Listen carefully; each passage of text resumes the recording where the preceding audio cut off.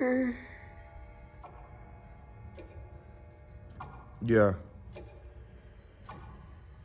You do. What did you...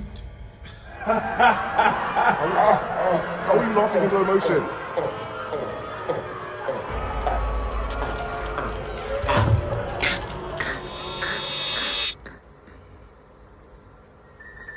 The brain is a myth maker.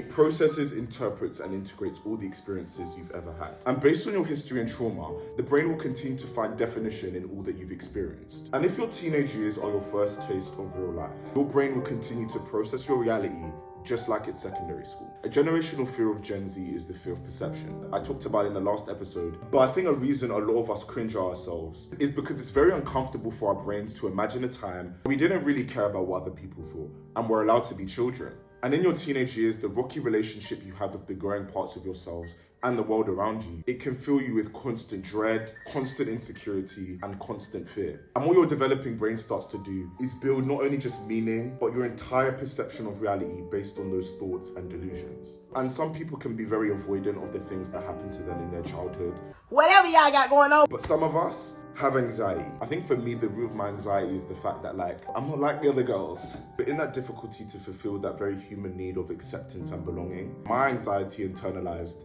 no one likes you. And in trying to challenge that pattern of thought, my mind went to Rachel Berry, who's someone I have a very weird semblance or connection to. And hey, I always felt love shame about being a Gleek because niggas ain't meant to be watching Glee. In reflection, I believe a lot of Rachel's problems, like mine, especially with other people, Hey, you know what? Let me out.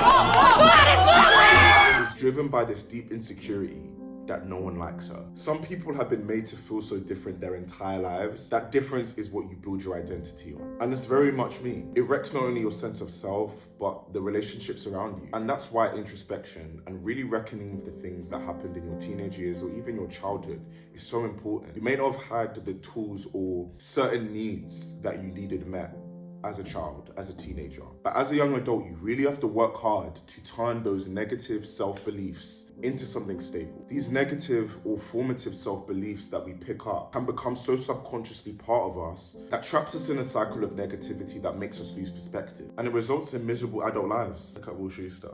But you can choose to stay trapped in this nightmare based on your traumas, fears, delusions, or you could wake up. I've had to turn no one likes me into not everyone's gonna like me. And that's okay. Not really. I should be beloved. But hey, even Beyonce's not beloved by everyone. So hey, what do you know what I mean? What can you do?